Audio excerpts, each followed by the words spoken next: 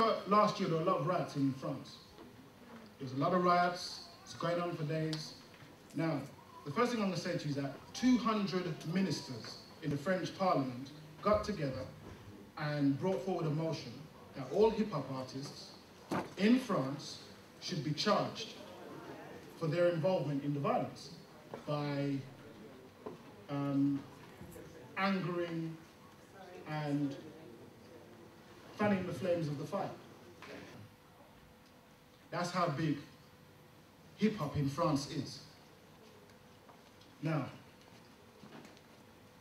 that level of exposure, that level of widespread exposure has allowed French hip-hop to become far more prevalent and dominant in French society.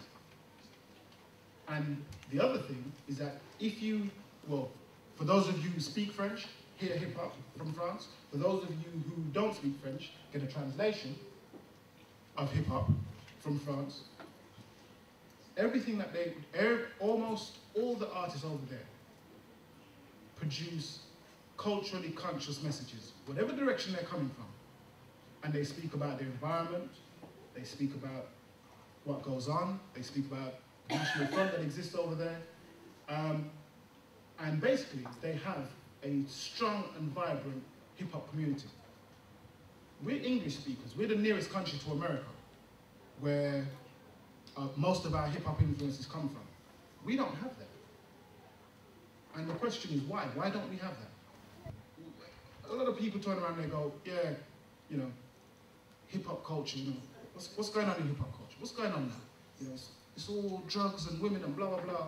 Who's responsible? We're responsible. Me, you, all of us, we're responsible. You know, we created this. You know, if we want hip-hop artists to be heard, we need to, if we want the people that we want to speak to be heard, we need to go and support them, you know? Like, Brother Paul here has brought his books. If we want Brother Paul's books to make the bestseller list, we need to go and buy them. If you want your artist to be heard, you need to go and buy their music, you know? And stop looking for free downloads. Because quite frankly, that's not gonna help those artists to get where they need to go. Now, the connotations of that in wider society is that because we don't take responsibility for our own things, we look for someone else to take responsibility. And if we're not going to take responsibility, someone else does. I mean, a lot of you heard the statement, the nanny state.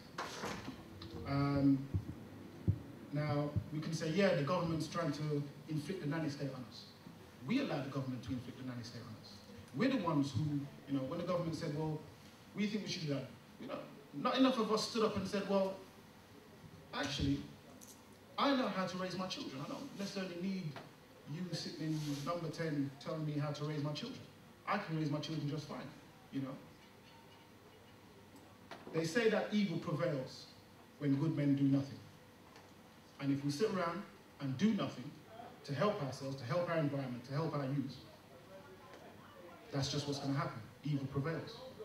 Now, I don't know what you want. I know what I want. And I know how far I'm willing to go to get there. So, the question is, how far are you willing to go to achieve the goals for yourself and your people, your loved ones?